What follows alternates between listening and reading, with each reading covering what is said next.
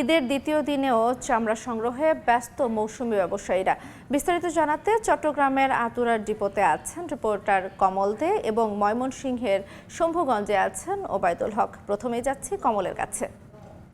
কমল, দামের কারসাজির কবলে পড়ে বন্দরনগরী চট্টগ্রামে এখনো শত শত পিস চামড়া অবিকৃত অবস্থায় পড়ে আছে। বিশেষ করে এখন 100 টাকা কিংবা 50 টাকা ধরো এই প্রতি পিস চামড়া বিক্রি করতে পারছে না যারা এই চামড়াগুলো কিনে এনেছেন গ্রাম অঞ্চল থেকে। তারা বলছেন যেখানকার যারা আড়তদাররা রয়েছেন, আড়তদাররা গত রাত থেকে তারা চেষ্টা করছে এই চামড়াগুলি বিক্রি করার জন্য, কিন্তু সেই চামড়া এখন আর বিক্রি হচ্ছে না। অর্থাৎ তাদের যে গাড়ি ভাড়া সেটিও তারা তুলতে পারছে না চামড়া বিক্রি করে। বিশেষ করে গতকাল আমরা বলেছিলাম বিকেল পর্যন্ত চামড়ার দর ছিল মাত্র 200 থেকে 300 টাকা।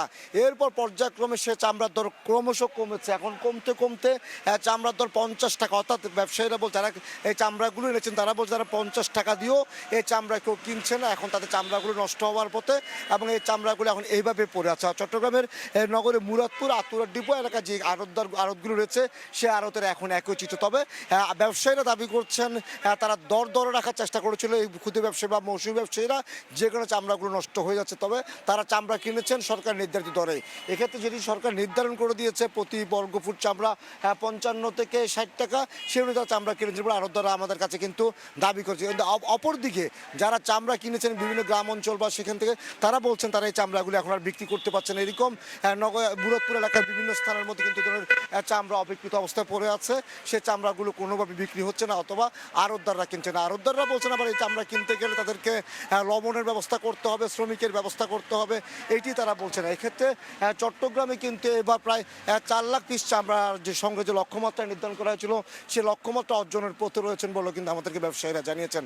আর যেসব চামড়া সংগৃহীত তারা কিনে নিয়েছেন সে চামড়াগুলো এখন লবণ দিয়ে সংরক্ষণ করা হচ্ছে নগরের মুরাদপুর আতুরার ডিপো এবং অক্সিজেন এলাকা যে 250 আড়ত রয়েছে সে আড়তগুলিতে এখন চামড়ায় পরিপূর্ণ।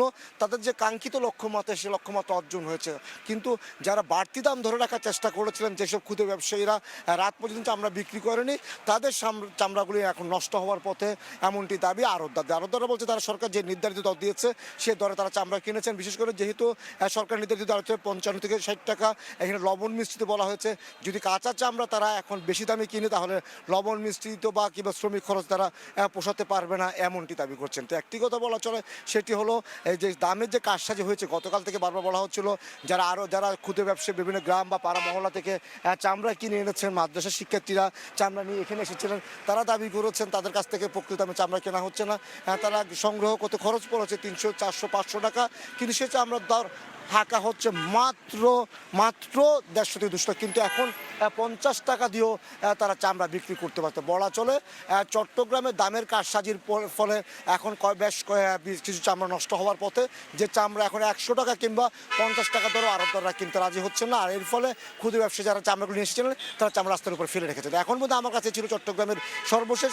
আমরা এখন একটু চলে যাব ময়মনসিংহের চামড়ার খবর জানার জন্য সহকর্মী ওবায়দুল হকের কাছে।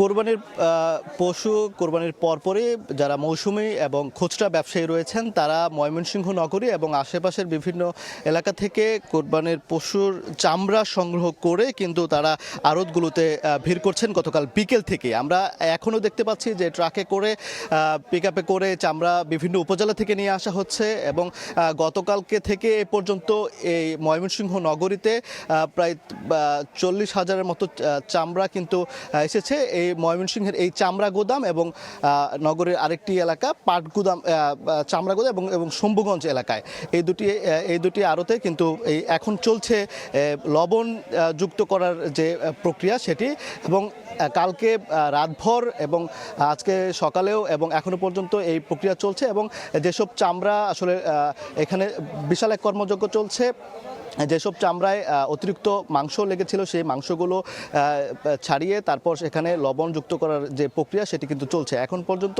এই হাটে এই আড়তে অর্থাৎ শম্ভুগঞ্জ যে আড়তটি রয়েছে এই আড়তে উপজেলা থেকে এবং নগরের আশেপাশে বিভিন্ন এলাকা থেকে যে চামড়াগুলো এসেছে, আমরা ব্যবসায়ীরা জানিয়েছেন 20,000-এর প্রায় 25 থেকে 30,000-এর মতো এখনো পর্যন্ত চামড়া এনেছেন এবং সেগুলো সংরক্ষণের যে কার্যক্রম সেটি চলছে। এবং তারা যেটি জানিয়েছেন যে গতবারের চেয়ে অনেক বেশি চামড়া কিন্তু আমদানি হচ্ছে এবং তারা জানিয়েছেন এই প্রতিটি চামড়ায় তারা লবণ যুক্ত করার ক্ষেত্রে প্রায় 200 টাকা এবং শ্রমিক মিলিয়ে 200 টাকার মতো খরচ হচ্ছে। তারা ছোট চামড়া 250 থেকে 300 টাকায় কিনেছেন এবং বড় যে চামড়াগুলো রয়েছে সেগুলো 650 থেকে 700 টাকায় তারা কিনেছেন। তবে এখন যে চামড়াগুলো আসছে বিভিন্ন উপজেলা থেকে, সেই চামড়াগুলো কিন্তু দাম আরও কম বলা হচ্ছে, কেনা হচ্ছে। কারণ হিসেবে তারা যেটি বলছেন যে চামড়াগুলো 12 ঘন্টার মধ্যে প্রক্রিয়া অর্থাৎ যে সংরক্ষণের কাজ না করতে পারলে সেটি পচে যাওয়ার একটি সম্ভাবনা থাকে। সেই জন্য এখন যত বিলম্ব হচ্ছে সেক্ষেত্রে তত দাম কিন্তু কমে যাচ্ছে। তো এবার ময়মনসিংহ জেলায় কিন্তু প্রায় 2 লাখ পশু কোরবানি হয়েছে। এতে করে এর জন্য আমদানিও কিন্তু বেশি হচ্ছে, যে মানে সরবরাহও বেশি হচ্ছে। তারা ব্যবসায়ীরা আশা করছেন তাদের যে খরচ বড় চামড়ার ক্ষেত্রে প্রায় 700 টাকা থেকে 900 টাকার পর্যন্ত যে খরচ হয়েছে, সেটি যদি ট্যানারি মালিকরা আসেন এবং সঠিক দামে কিনেন তাহলে তারা এবার লাভের মুখ দেখবেন। তো এই ছিল ময়মনসিংহ থেকে সবশেষ। আমরা সরাসরি যুক্ত ছিলাম ময়মনসিংহ এবং চট্টগ্রাম থেকে।